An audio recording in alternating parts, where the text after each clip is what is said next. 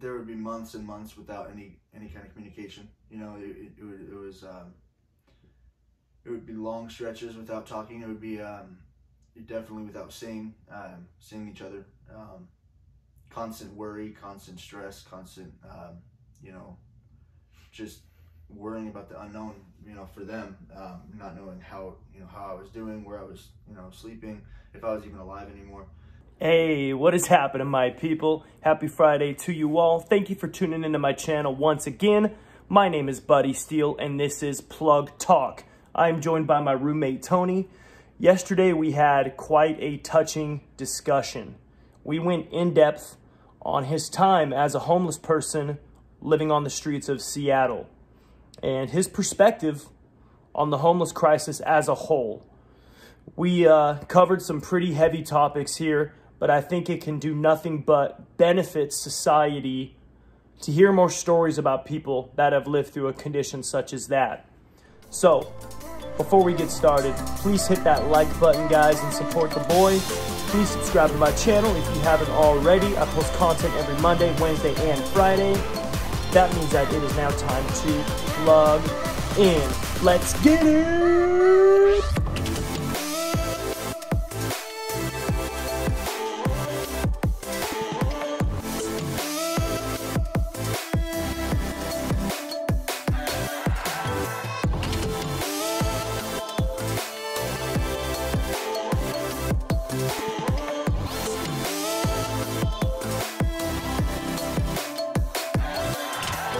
So again, thank you for tuning into my channel. My name is Buddy Steele. This is Plug Talk. So before we dive in, I think it's important to let everyone know who you are and what your background looked like. So why don't you let them know your name, your age, where you're from, and a little bit about like your family life growing up. Sure, I'm kind of grown up. So my name is Tony.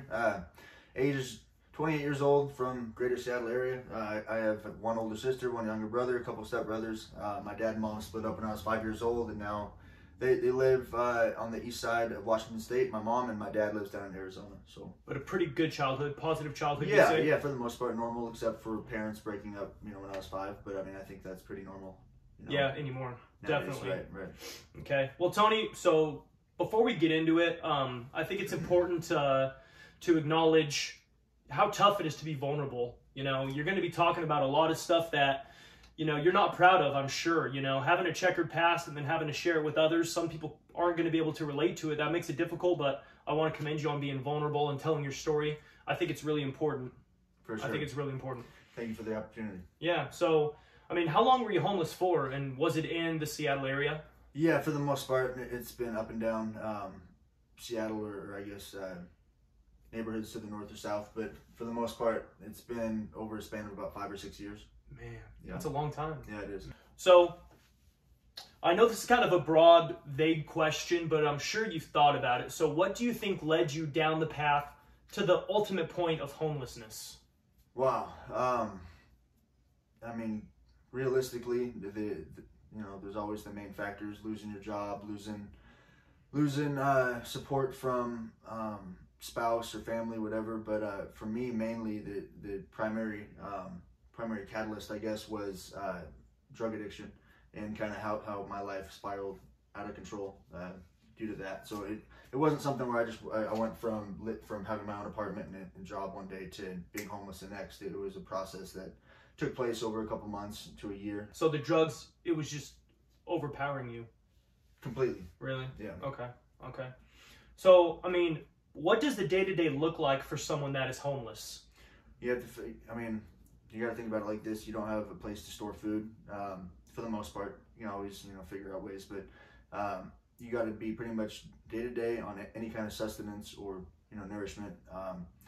Water, bathroom, you got to find all that throughout the day. So waking up, depending on how you're going about living. I mean, if you're in a tent, it's a little bit different. You can probably sleep in a little bit. If you're on the sidewalk, like I was for a lot of the time, you're pretty much completely dependent on the business owner whose business that you're sleeping in front of, or whenever people start walking by in the street and buses start going, you pretty much, your day revolves around other people's schedule.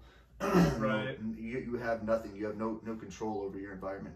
No control over your situation. You're completely at the whim of others, of greater society. So right. It just seems like the part of where you're just looking after yourself and just day-to-day survival, it seems to me the most primal you can get in like 2020 in this generation, the most primal, down to you're basically in the wilderness fighting for survival, tooth and nail, looking out for yourself, basically can't trust anyone. Is that accurate? Yeah. Can't trust anyone. Can't take anything for granted. Everything is pretty much it.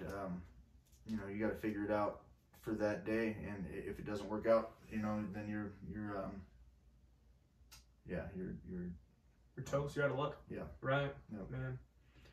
So talking about like the day-to-day stuff. So what would you say were your biggest, most consistent challenges of being homeless? I'm sure obviously the food, food, water, hygiene, communication. A lot of times you don't have cell phone or any kind of communication device, but even if you do, being able to charge it is not something that is easy. Right. It's not convenient. Right. I didn't think about that. Right. Those are probably the main focuses, I guess, throughout the day. Mm-hmm. And for you, getting drugs, Yeah, I mean, you want to be comfortable. Right. My situation was completely focused on drugs. So drugs were at the center of my circle, and then everything else was secondary or even farther down. The priority list. So, yeah, exactly. Yeah. So being homeless, and especially for that long too, if you don't mind talking about it, how did it affect your loved ones? How were the relationships that were dearest to you, how were they affected? There would be months and months without any kind of communication. It would be long stretches without talking. It would be definitely without seeing each other. Constant worry, constant stress, constant just worrying about the unknown. For them, not knowing how I was doing, where I was sleeping, if I was even alive anymore. So that definitely applies to a lot of the people that are on the streets, because they whether or not they want to communicate or have some kind of relationship with their family, it's not easy, or it's even not, if they want to. Exactly. Yeah. Right. So it's not. It's usually not a very good connection. Or the family has to put you at arm's length because it's so painful. I'm sure that's part of it too. Yeah, for sure. Yeah. I could definitely see that, man. I can't imagine how tough it was for your family, never truly knowing what was going on. And the lack of control is probably what's toughest. The lack of control. It's so out of your control when you want to help someone that's struggling, but there's nothing you can do to help. So, Tony, what was your mental state during your period of homelessness? I mean, did you ever lose hope? Did you think you were going to get out eventually? Did you pretty much just surrender to that lifestyle? It became a point, once the transition was made and you kind of strip away all elements of being a functioning member of society and just living, as you said, as a day-to-day, kind of primal. Yeah, exactly, primal. Yeah, it's you are so in that lifestyle becomes such a part of you, and it's so crucial to try to survive for that day, that anything outside of that day or that next fix, for me was drugs. So that anything beyond that was so just so distant and so unrealistic, I guess. And right. So hope is definitely something that's lost. And but you don't really, you're so wrapped up in your addiction that it's not that noticeable, I guess, during the time. It's not as tangible, huh? Yeah, right. You're not. I mean, it's miserable, but as long as you have that fix, everything's okay. For that short amount of time. So your whole day is really revolved around just trying to get the 8 hours of mental, emotional, physical, well-being or security, relief, exactly. Right. And then after that, you'll kind of let the cards fall where they may. But yeah, and then once that wears off, the cycle begins again. The cycle revolves over, right? It's insanity. So we're talking 5 or 6 years. That's a long time if you're talking day-to-day homelessness, I don't know the statistics at this point. I would assume the statistics of being able to rebound and get your life back together after 5 years of being homeless probably is significantly low. You've been able to turn it around thus far. What was your breaking point for ending that vicious cycle and making a change, Tony? I mean, for me personally, I was, you know, I had a special scenario happen where I found out that my mom had been diagnosed with breast cancer, and so it was just kind of like an awakening moment for me, and you know, it snapped me out of the selfish mindset of, you know, it doesn't matter what damage I'm doing or what worry I'm causing on family members or friends or anybody else. It was the first time that it hit me that my lifestyle is completely selfish and self-centered. Mm-hmm. And here my mom is diagnosed with the disease, just as drug addiction is now being classified as a disease, right? Mm-hmm. But she can't control herself. Exactly. She's gonna fight it and do her best to have the highest quality of life and hope to be able to spend some of that time with her, you know, friends and family and kids. And here I am just completely giving up on my life and being okay, being complacent with where my disease is kind of taking me. You're feeding into the disease. Exactly. You're contributing to it, and completely. She's trying her hardest to fight it and overcome it. Right. So it was just kind of like a wake-up moment, and I took advantage of that brief moment of clarity, and I agreed to go to treatment and get some help. So that was really the first real attempt to try to change and try to transition back into something of normal. It's sad when it takes something so significant and dire, you know, but those are the cards that you played, right. You know, those cards you have. Right. So you have been clean for a bit now. Yeah. You've been you've had a roof over your head for a bit now. Mm-hmm. Now that you have a little bit of perspective, how has your life and mental state changed since then? Have you been able to repair your relationships? Where are you at emotionally? Emotionally, I'm doing great. I'm incredibly grateful every day when I wake up. I'm happy that I'm waking up not sick, not you know, going through any kind of withdrawals. I'm happy that I have a good, healthy relationship with each one of my siblings and parents, and even working its way into, you know, aunts and uncles and people that I haven't really focused or cared any time for a long time now are coming back into my life. So mentally I'm great. You know, physically, that many years of being on the streets and really not caring about your body and your mind, and, you know, making sure that you're well nourished and doing the right things that you need to do to stay fit and healthy. You know,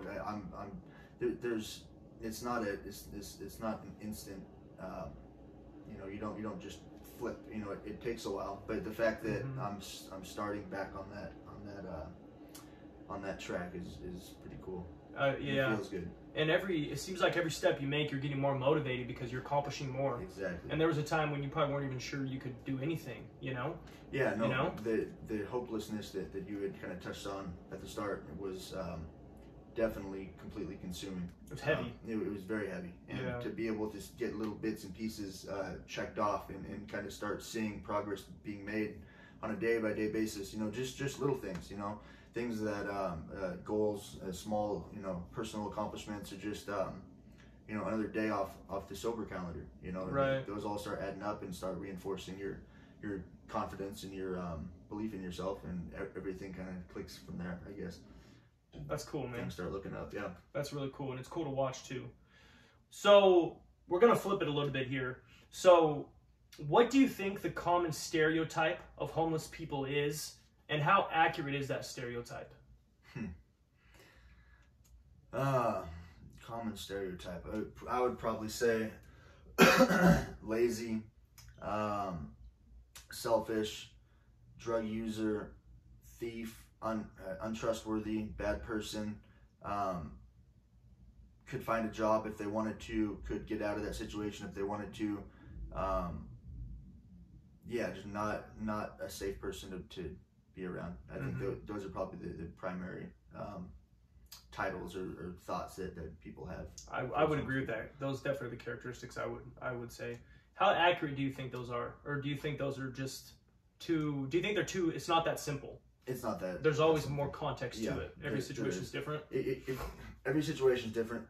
Excuse me, for sure. But if you look at the disease of drug addiction, most homeless people that I was personally involved with or knew, they without a doubt they had some chemical usage or abuse or some kind of chemical dependency going on. But whether or not they were homeless because of that, or they became homeless due to outside kind of circumstances, they found themselves in the relief of drugs or alcohol, of chemicals, whatever. Yeah. Exactly. So it kind of sucked them in.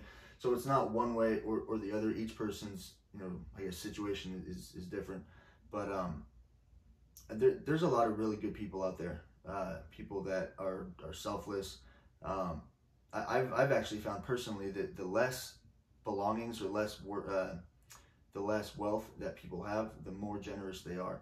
And there were a lot of situations that I witnessed on the streets that really gave me hope for humanity. I guess that might sound kind of cheesy or whatever, but there were a lot of awesome moments where people were literally giving other people their the shirt off their back, or the sharing the last little bit of food, or whatever the case is. They're not all just criminals and bad people. There's single moms out there that have 2 kids living in the car, or whatever the case is. There's all kinds of different people with mental health issues. That's a huge one too. Yeah, they can't prioritize, they can't rationalize. Maybe they weren't brought up in a with a good supportive educative kind of family or whatever. But that doesn't make them a bad person. That just makes them ill equipped for whatever their life kind of situation is. Right. Yeah. So thank you for sharing that. That's interesting. Now a little tougher one. So obviously let's give the disclaimer here. Tony is not a doctor, nor is he a psychiatrist. Tony is not a social worker. But what do you think needs to change within our society to help and or prevent homelessness? And I know this is complicated because every situation is different. If there was one answer, if there was one cause of homelessness, they would just assess that problem. Yeah. This is not an easy one.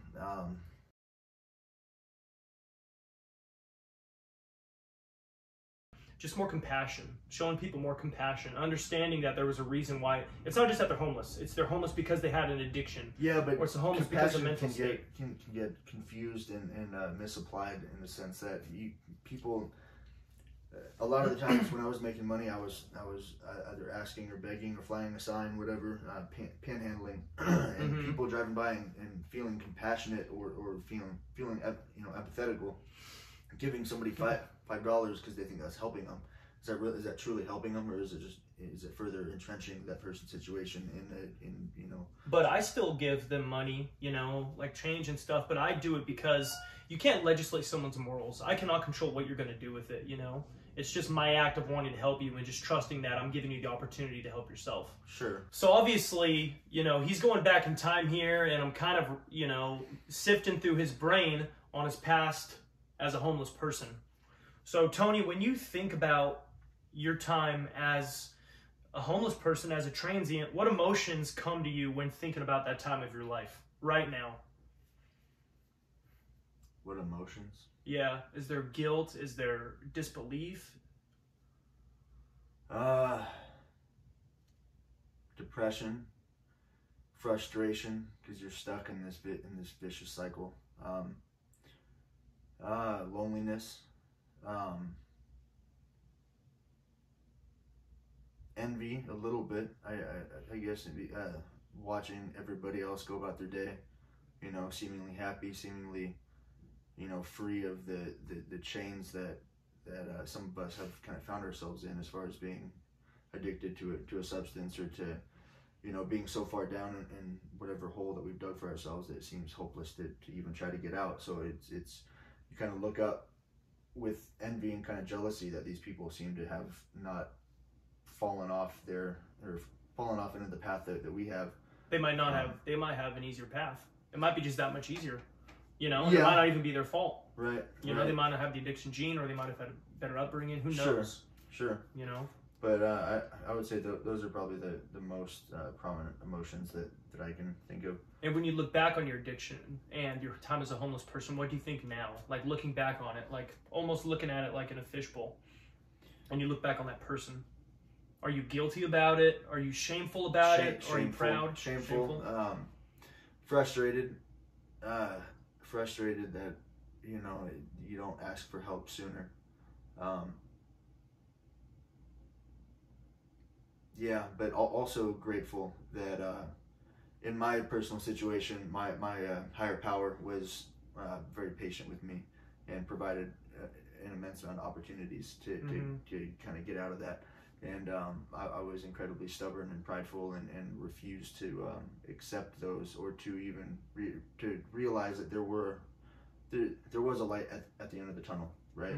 And so yeah, it's gratitude that I had the opportunity to get help when I did, but it's frustration that maybe there was more time spent than needed to be, because opportunities were there a lot earlier, a lot sooner, right, than maybe I'd kind of finally realized. All the life lessons that you learned while being homeless, everything you went through and stuff, you still could have learned that, all those valuable tools and skills or whatever, coping mechanisms, but gotten out a couple years earlier. Sure. You know, best of both worlds. So what advice would you give to someone right now that is homeless? If you walked up and saw them on the street. You're loved. People care about you. You know, you aren't alone. Like you're not forgotten about. You're not forgotten about. No, and you know you're not just a number on some politician's, you know, statistical speech or whatever, where they're trying to, you know, focus the homeless problem to benefit their own campaign. That's really the main attention that it seems to get, is that it's brought up in like a political rally or speech, but it's not a genuine reach out or attempt to help these people, you know. And so the homeless population, the homeless people specifically, a lot of them, I know I did, felt like, you know, that's not even pertaining to my personal situation. You kind of feel overlooked.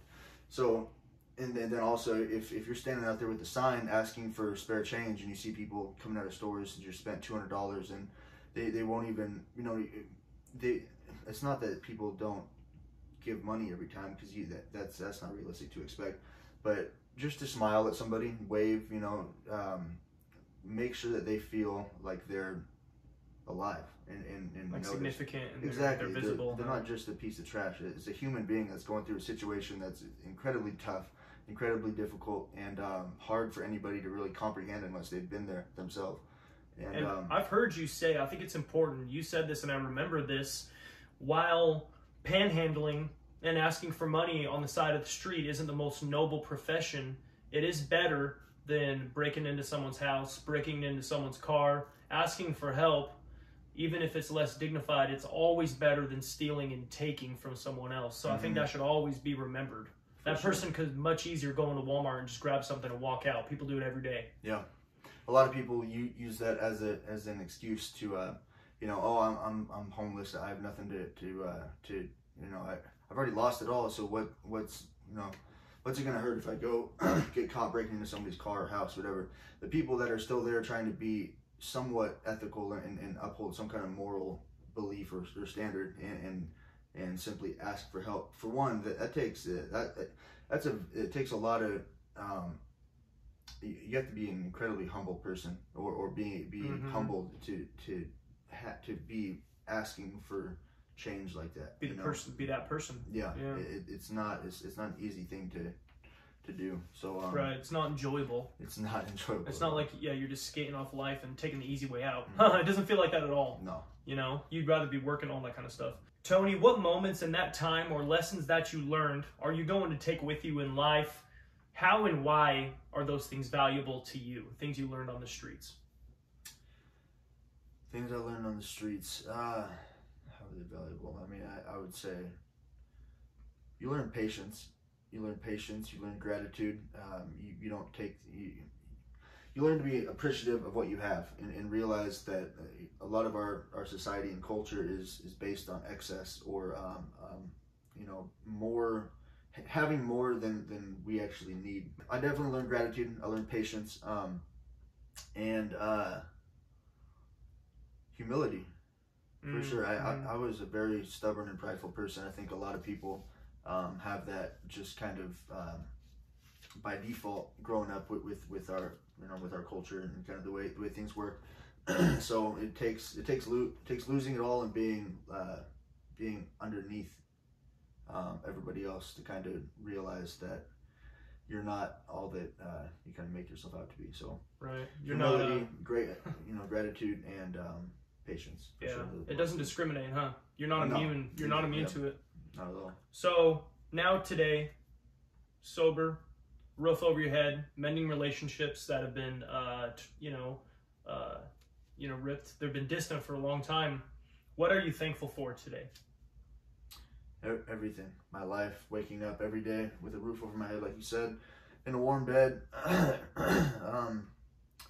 with food in my fridge, you know, being able to contact my family, nieces and nephews are back in my life, my mom's health.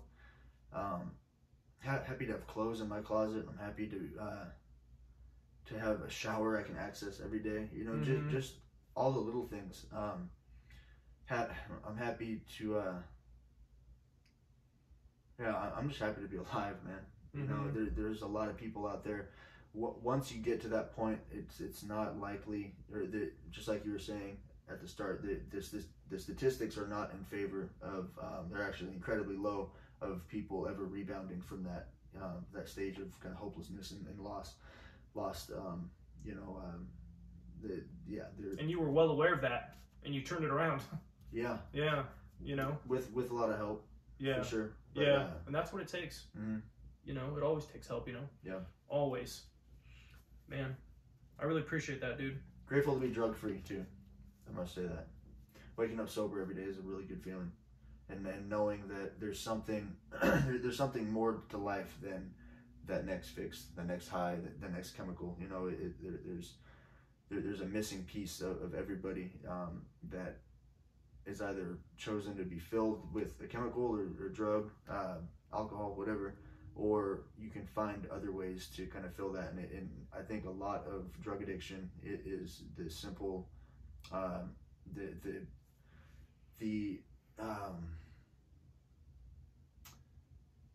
the missing piece is some kind of spiritual connection or belief or higher power, and replacing that constant chase to get high or that instant gratification. If you can switch that around to being fulfilled with the long-term gratification and having faith in something bigger than yourself, I think that is what was key for me, for sure.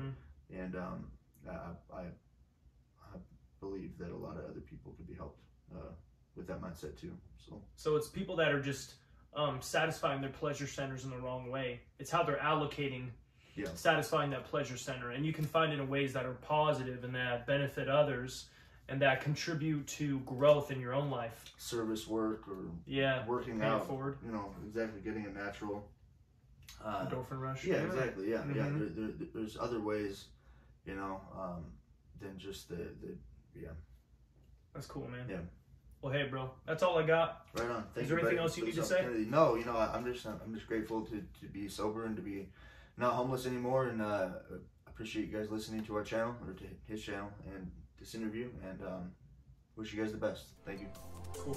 All right, guys. Thank you, Tony. Appreciate it, brother. All right, guys. That was Plug Talk. It is now time to plug out. Thank you for listening. We're going to catch you guys on Monday. Deuces!